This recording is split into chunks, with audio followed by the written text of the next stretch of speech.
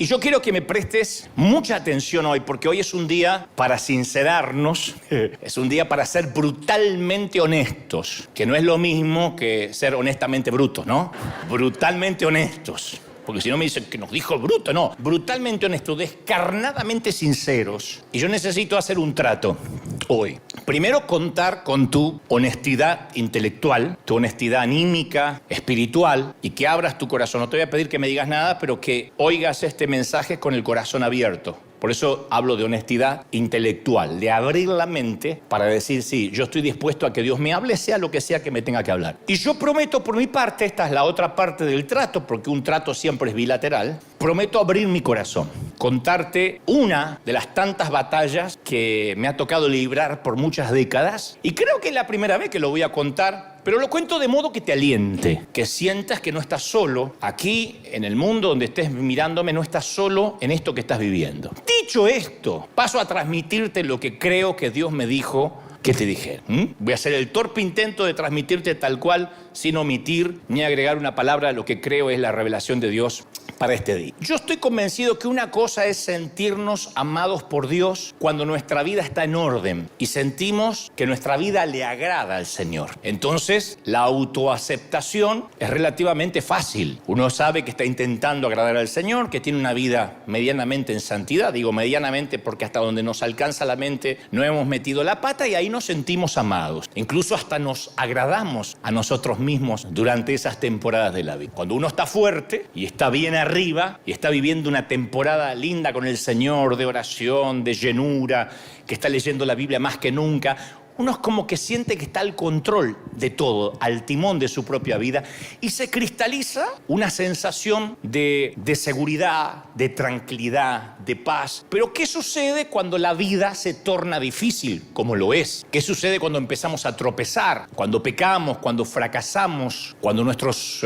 sueños se rompen, cuando nuestra espiritualidad se desmorona por alguna razón y ya no estamos orando como antes, no estamos buscando a Dios como antes? ¿Qué ocurre cuando nos encontramos cara a cara con nuestra propia condición humana y no nos gusta lo que estamos viendo? No nos gusta esta temporada espiritual que estamos teniendo. Pregúntale a cualquier persona cristiana que acaba de pasar por una separación, por un despido, por un repentino accidente de auto. ¿Qué siente? Te divorciaste, por ejemplo. Mi pregunta siguiente es, ¿te sientes entero? Puedes que sientas alivio porque a lo mejor la pareja no funcionaba, por alguna razón indeclinable, el matrimonio estaba irremediablemente roto, pero eso no es lo importante hoy.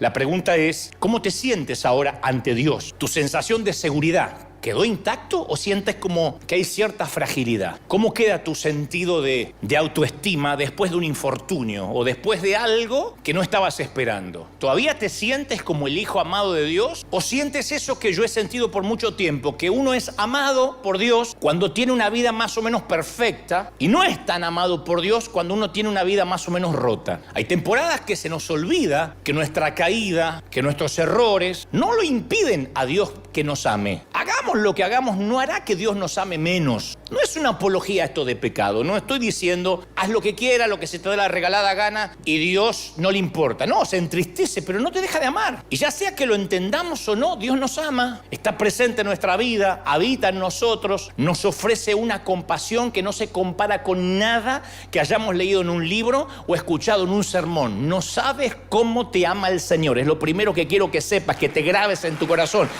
Te ama el Señor.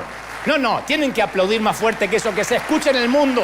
Nos ama el Señor. ¿Lo crees? Ahora, hay una condición implícita, una condición que no está dicha de manera verbal, pero que está implícita. Dios nos ama, pero también nos llama a dejar de escondernos y a venir ante Él sinceramente, cosa que cuesta horrores en el ámbito cristiano. La autenticidad, la falta de hipocresía. Dios sigue siendo el padre que corrió al encuentro de su hijo pródigo que llegó cojeando a casa, con olor a puerco. Sin embargo, apenas metemos la pata, buscamos escondernos. Es una tradición edénica, la traemos del huerto. Heredamos de Adán y Eva, que de alguna u otra forma los usamos como modelos a seguir. Y cuando metemos la pata, tratamos de escondernos de Dios, de la iglesia. Todavía hay mucha gente que cuando peor se siente, el hilo más delgado es la iglesia. No voy más porque no me siento digno. ¿Cuándo fuiste digno?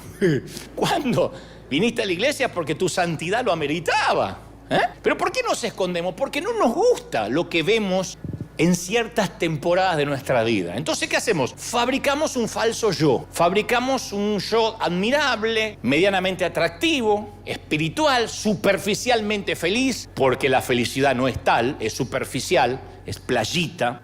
Escondemos lo que sabemos de nosotros mismos, o sea, todo lo que asumimos que es indignos, que nos hace indignos para ser amados por Dios, y nos escondemos detrás de caras espirituales que nos ponemos para el consumo público. Para que la gente nos vea de que todo está bien. Todos, de alguna forma u otra, fingimos. Si nos duele la panza, no se nos va a notar necesariamente, ¿no? Excepto el dolor de pies, que dice que se refleja siempre en la cara. Si los zapatos están apretados, los dicen tus ojos. No queda otro. Pero con el tiempo, esto es lo grave, con el tiempo olvidamos que estamos escondidos y eso todavía no es lo peor. Lo peor es que pensamos que esa cara espiritual que pusimos para simular, para el consumo público, es lo que realmente somos. Ese es el problema. Porque Dios ama quien realmente somos, nos guste o no. Nos ama por encima del maquillaje. Y cuando Dios nos llama, como Adán, a salir de nuestro escondite, quiere que salgamos desnudos como estamos. No existe ninguna cantidad de maquillaje espiritual que pueda hacer que seamos más presentables ante Él. No hay forma de maquillarse ante Dios. Puedes engañarme, puedes timarme a mí, al resto de la gente, a tu cónyuge, a tus hijos. No puedes timar a Dios. Pero a veces estamos tan hartos de nuestra propia mediocridad. Esto es entendible, te entiendo porque yo he estado en esa estación de la vida muchas veces. Que estamos tan hartos de nuestra propia inconsistencia espiritual que pretendemos que ese fingimiento se mantenga aún delante de Dios. Y conozco a muchos cristianos que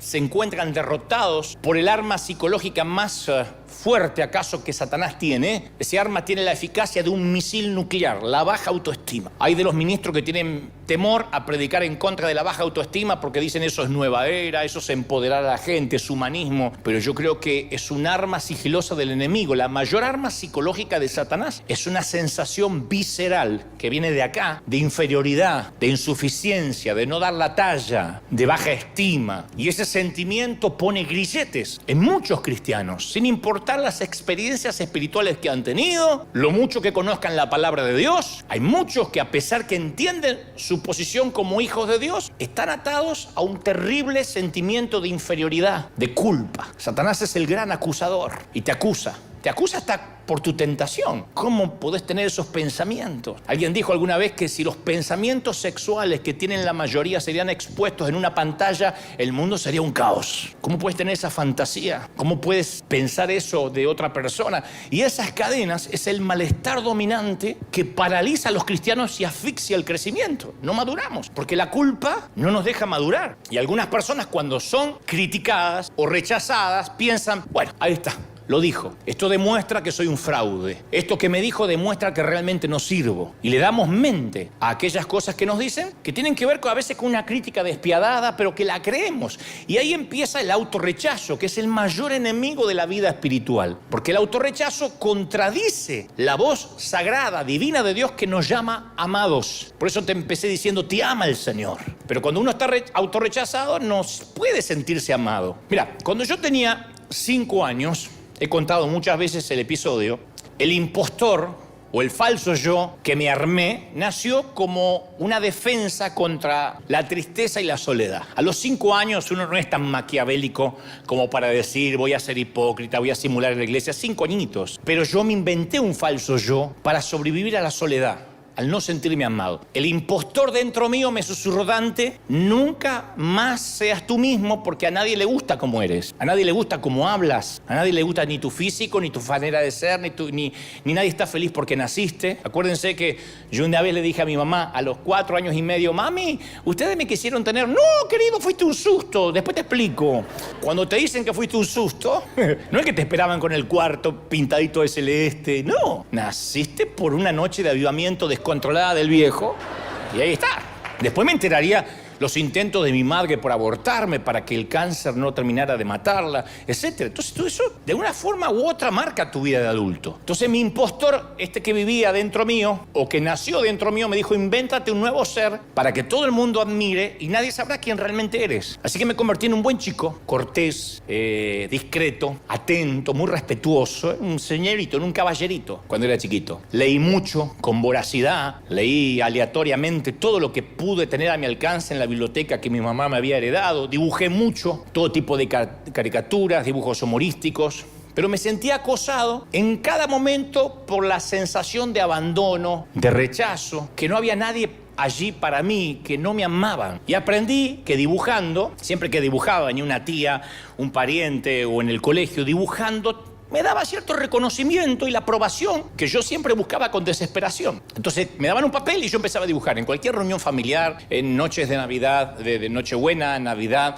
en el colegio. Yo dibujaba para ganarme la aprobación de los profesores y empecé a dibujar relativamente bien. Pero orbitaba en una zona sin ningún sentimiento profundo para mantener la vergüenza y el rechazo a una distancia segura. Y me construí un búnker de acero, un blindaje emocional. Un blindaje que cubrió mis emociones y también me negó el acceso a las emociones. Porque cuando uno se blinda, después de un desengaño amoroso, por ejemplo, después que te rompen el corazón, dice, nunca más confío en nadie. Bueno, te blinda para que no te vuelvan a dañar, pero tampoco puedes volver a amar, no puedes dar. Entonces, cuando me blindé, el impostor que presentaba yo de manera pública era seguro. Yo parecía un niño que no necesitaba afecto, que no necesitaba cariño. Y ese gran divorcio entre mi cabeza y mi corazón perduró a lo largo de mis primeros años de ministerio, cuando ya me hice un hombre adulto. Ese divorcio permaneció. Separé, hice una dicotomía de la cabeza y el corazón. Mi corazón necesitaba algo, pero mi cabeza se convenció de que no lo necesitaba, que no necesitaba yo el cariño. Sí, lo necesitaba desesperadamente. Y durante 20 años proclamé el amor incondicional de Dios en todos los continentes, porque fui un predicador precoz, joven, pero yo no lo sentía en mi corazón. Durante todos esos años de ministerio, 2 décadas, nunca me sentí amado por Dios. Y yo prediqué el amor de Dios. Le decía a la gente, ¿cómo te ama el Señor? Y veía que la gente se quebraba y yo por dentro decía,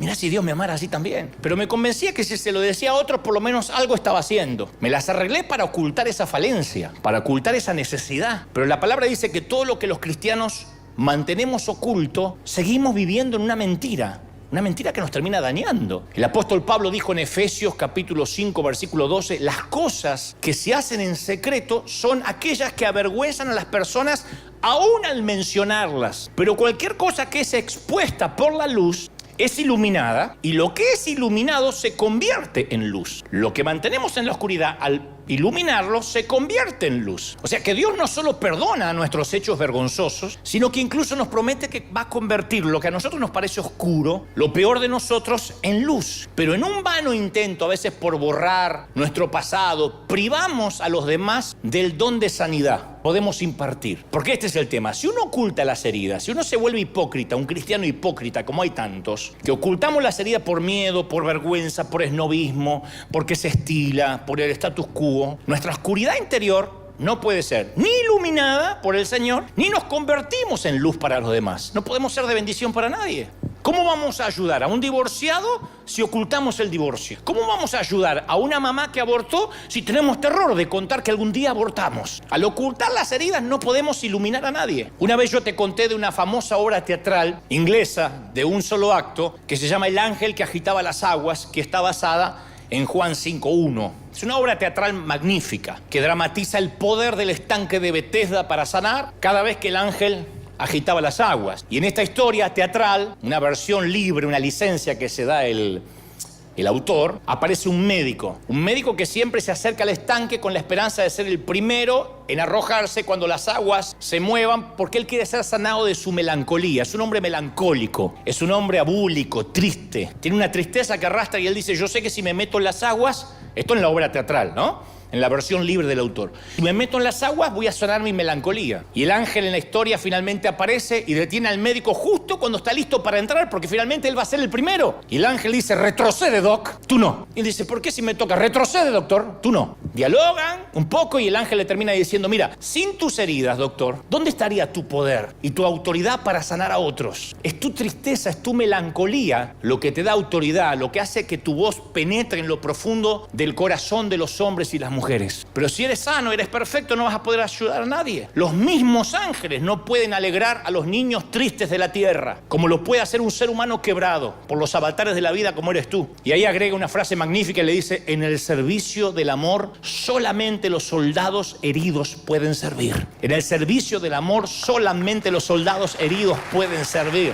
Fíjate cómo cambiaría este mensaje si yo me pongo en la posición impoluta de que a mí no me pasa nada, como muchos otros predicadores. A ti que tienes problemas en la niñez, a ti que tienes un falso yo, a ti que tienes doble vida, yo no la tengo, pero tú la tienes. Tú automáticamente levantas una defensa y dices, no, este tipo me quiere enseñar a vivir. Pues yo te estoy diciendo que eso lo viví, que de ahí vengo, tiene un doble valor, el valor de la empatía. Yo te conté que Alcohólicos Anónimos es la asociación que más funciona, que se niegan a institucionalizarse. Es una institución que funciona dentro de las aulas, dentro de los templos, de las iglesias, pero nunca vas a ver un edificio como tal, porque ellos creen que solo un herido puede sanar a otro herido. No serviría que tengan un pastor a cargo, un obispo.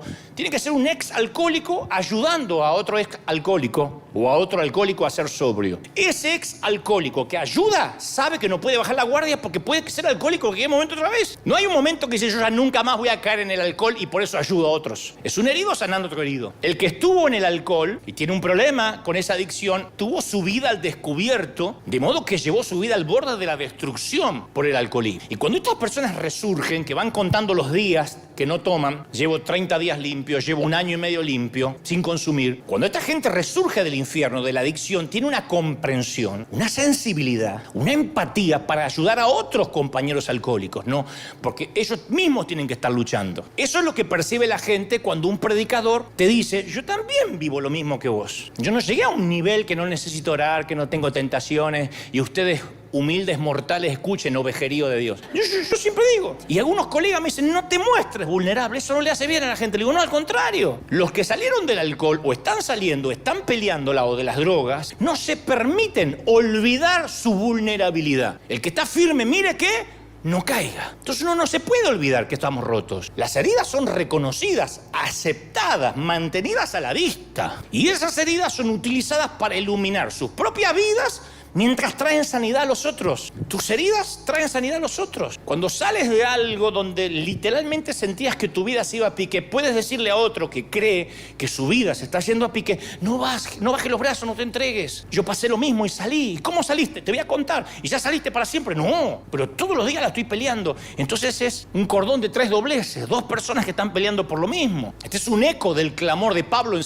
2 de Corintios 12:9, que dice, por lo tanto, gustosamente haré más bien alarde de mis debilidades, para que permanezca sobre mí el poder de Cristo. ¿Cuánto hace que no escuchas a alguien hacer alarde de las debilidades?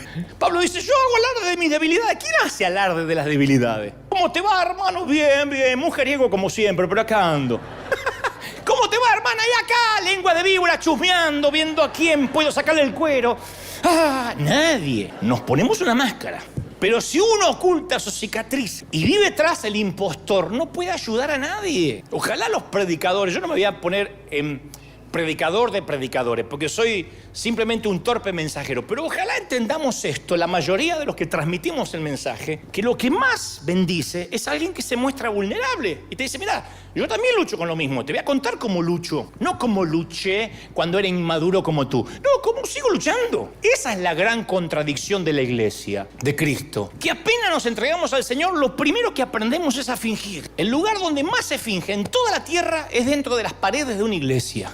Por eso dicen por ahí que hay oraciones más sinceras en los panteones y entre las paredes de un hospital que dentro de un templo. Porque fingimos. Fingimos cuando cantamos, fingimos cuando adoramos, fingimos cuando vamos al Señor. Porque nos preocupamos por la aceptación, por la aprobación. Y debido a esa asfixiante necesidad de complacer siempre a los demás, desde el pastor hasta el otro, hasta el último, no pedimos ayuda. Y hasta a veces nos da pena pedir oración. Nos da pena decir, ora por mí. No solemos decir, ¿podés orar por mí? Sí pedimos oración para hacer un negocio, ora por mí que me voy a casar, ora por mí que me voy a comprar un auto, pero no solemos decir, ora por mí, estoy atado a la pornografía, no sé cómo salir, ayúdame, hermano. Y tampoco encontramos otro que diga, yo también, vos sabés que de tanto en tanto caigo a esa basura, te voy a ayudar, llámame por teléfono cuando estés tentado. No, ponemos una máscara, el otro pone una máscara y vivimos hipócritamente.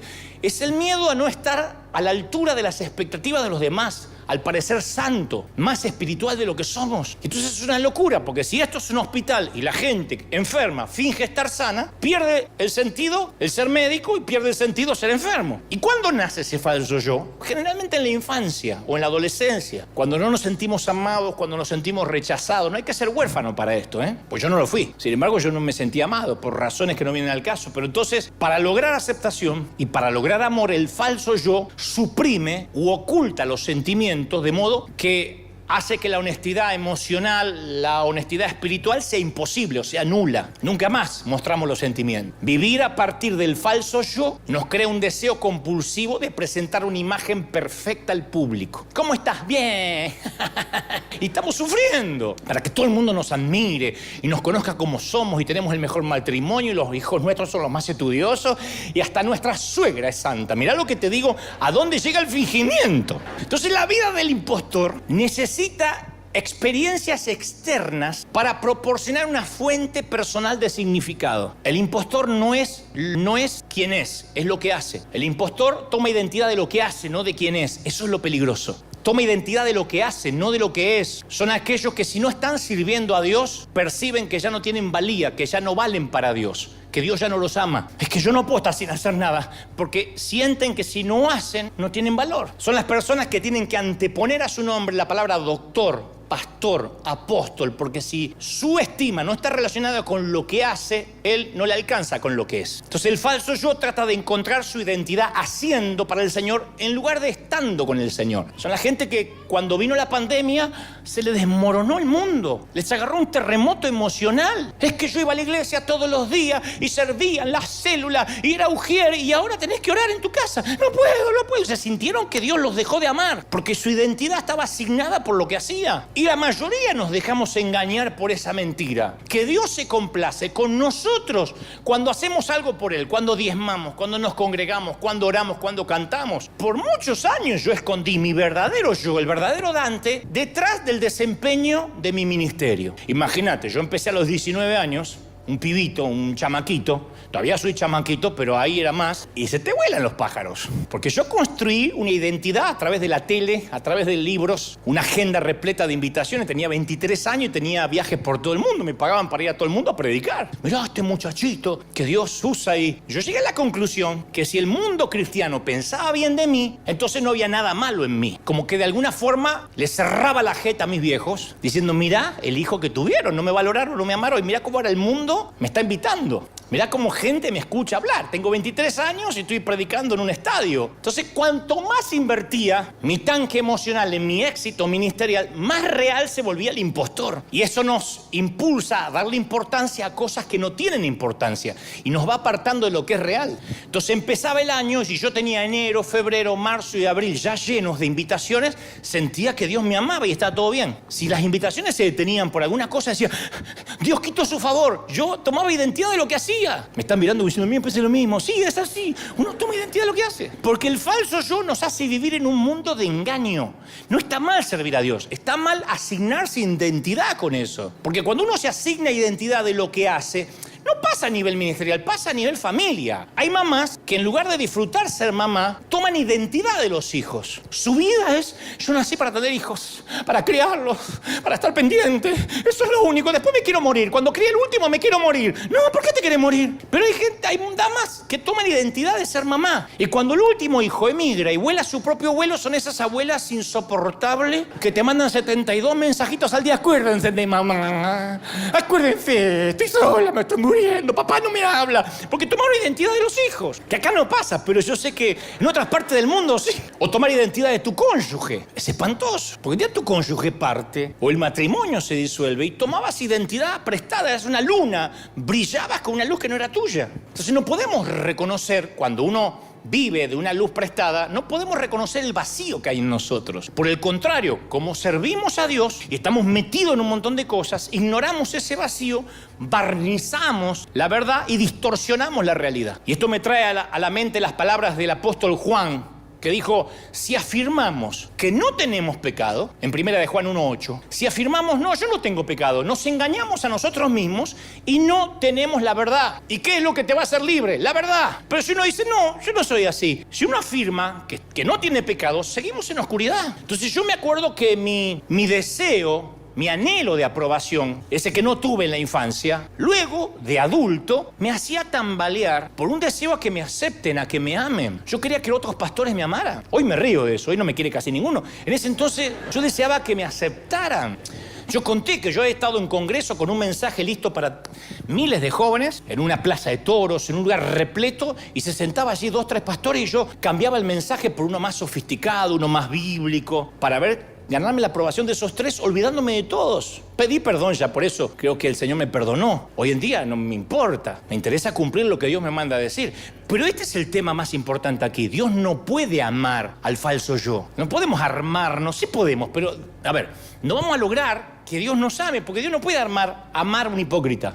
Dios no reconoce a ese que inventamos para el consumo público. Dios no puede amarlo. Es como una dama que se faja toda y se mete un montón de corsés y anda así por la vida. Señor, bendíceme. Dios dice, no te reconozco, mija. Sácate todo eso porque no sé quién es. Empieza a sacar. Ahora sí. Y ser desconocido por Dios, esa es la verdadera tragedia, señores. Ser desconocido por Dios es la verdadera tragedia. Cuando uno elige una vida de apariencia, nos alejamos de Dios. Cuando uno quiere aparentar, vas a ganarte el beneplácito de muchos, pero el rechazo de Dios. Porque solo puede haber 2 amores básicos. El amor de Dios hasta olvidarse de uno mismo, o el amor de mí mismo hasta olvidarme de Dios. Si me empiezo a amar a mí y a cuidarme a mí, me voy a olvidar de Dios. Y si amo a Dios, me voy a olvidar de mí. Y la triste ironía es que el impostor no puede experimentar intimidad en ninguna relación. No hay peor cosa que estar casado o casada con un impostor, con una persona falsa, que nunca lo terminas de conocer. Ahora, si eso es trágico para una pareja, imagínate lo que es para Dios. Cuando somos incapaces de tener intimidad con nosotros mismos, también somos insensibles a las necesidades de los demás. Por eso tantos en las iglesias no pueden amar a nadie. Publicamos la foto de lo que hacemos en el mundo y hay un montón de gente que no sepa tomar la izquierda lo que sepa la derecha. ¿Por qué está mostrando? No es que él está haciendo y no lo está mostrando y quiere que hagas lo mismo. No quieres que muestre porque él no hace y porque él no siente compasión. ¿Por qué no siente compasión? Porque vive en hipocresía. El que vive en hipocresía no siente empatía por nadie. Ahora, ¿por qué nos conformamos a veces con vivir una vida tan limitada? Bueno, en primer lugar, yo tengo mi teoría. En primer lugar, porque los recuerdos reprimidos de la infancia sentaron un patrón que siguen estando ocultos ahí, cuidadosamente ocultos. Son patrones de la infancia. Es un radar de defensa muy eficaz que evita los sentimientos de rechazo, como me pasó a mí, pero que sacrifica la necesidad de intimidad. Uno no tiene intimidad cuando es un falso. No se puede estar con alguien que es falso. Yo tengo amigos así, no voy a decir quién, porque estamos saliendo al mundo, por ahí en otro momento lo contaría, pero tengo amigos así que fueron actores o cantantes y que se comieron al personaje. Entonces, estamos en un restaurante, viene la gente, se acerca y él dice, hola, ¿cómo te ves? Te firmo el autógrafo, ¿qué tal? ¿Cómo te ves?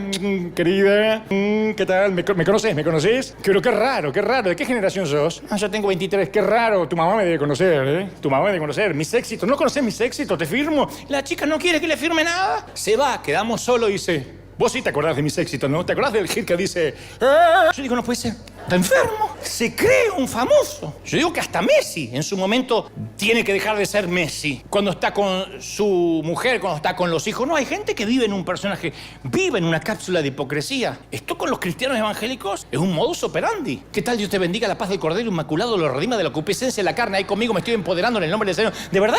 Van así en la carnicería, carnicero en el nombre del Señor, denme un poco de nalga. ¿Es así?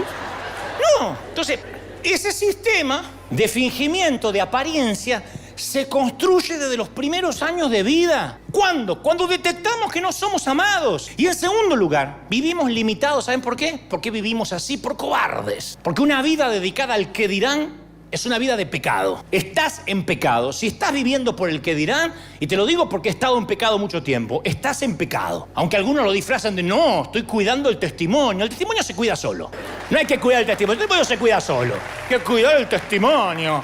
Hay que poner el testimonio en Instagram para que vean que todo está feliz, porque hay que cuidar el testimonio. El testimonio se queda solo. Si uno vive bien, el testimonio habla a los gritos. Y si uno vive mal, no hay filtros de Instagram o TikTok que te pueda hacer mejor de lo que eres. Entonces yo he pecado deliberadamente. ¿Cómo? Al negarme a pensar, sentir, actuar, responder y vivir de acuerdo a mi yo auténtico por mucho tiempo. Y nos negamos a ser nosotros mismos con Dios y luego nos preguntamos, ¿por qué no tengo intimidad con Dios? Siempre que oramos, siempre que vamos a orar, ¿saben lo que debería ser la oración? Una necesidad de satisfacer nuestro corazón, de estar con Él. No es meramente ir a pedir cosas. No es ni Santa Claus, ni es el genio de Aladdin. Orar es la respiración de nuestra vida espiritual, estar unido con Dios. Es la respiración. Ahora, pregunto, no tienen que decirme, pero en sus corazones, ¿pasaste largas temporadas sin poder orar? ¿Tuviste temor a veces de estar a solas con Dios? ¿Te está costando, te costó horrores hacer un devocional? ¿Te es más fácil irte a dormir con una maratón de Netflix antes que arrodillarte a los pies de la cama y que tus últimas palabras sean dirigidas a Él? Porque cuando uno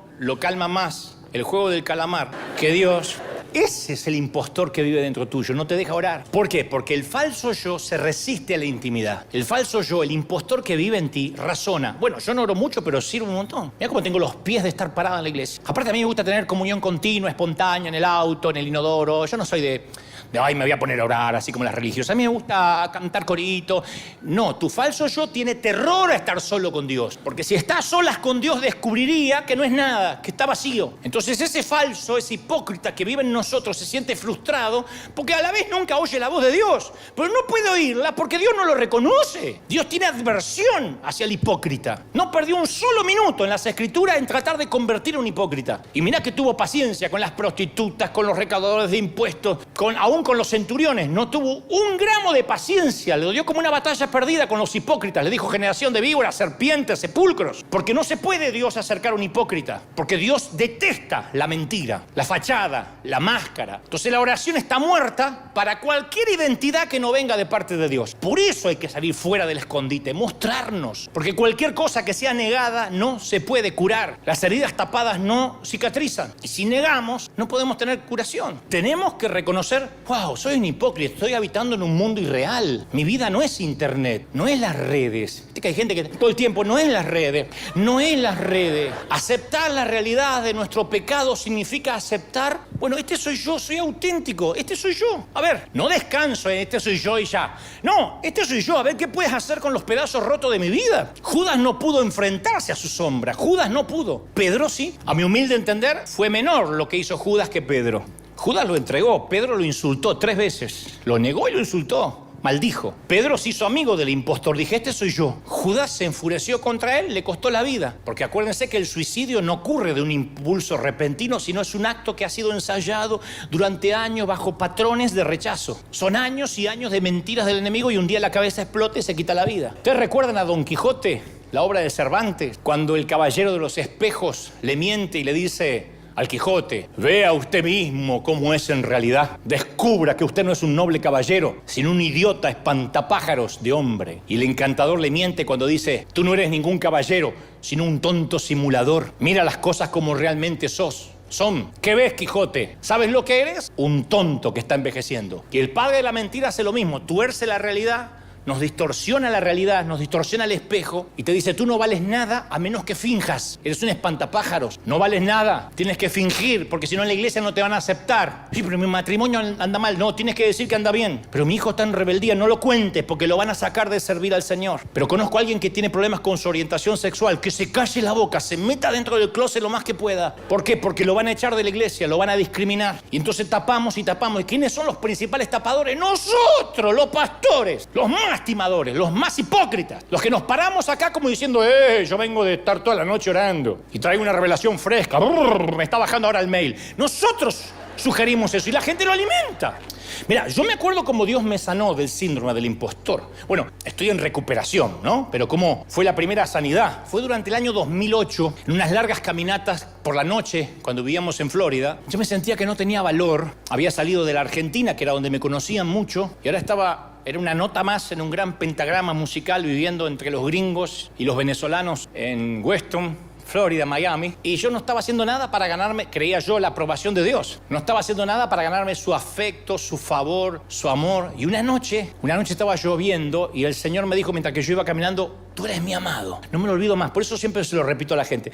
Tú eres mi amado. Defínete radicalmente a ti mismo como el amado de Dios. Cuando te pregunten quién eres, aquel a quien Dios ama. Porque mi amor por ti, Dante, constituye quién eres. Deja que eso se convierta en lo más importante de tu vida. Te amo. Sí, pero no me estás usando. Shh, te amo. Pero no me estás jetón.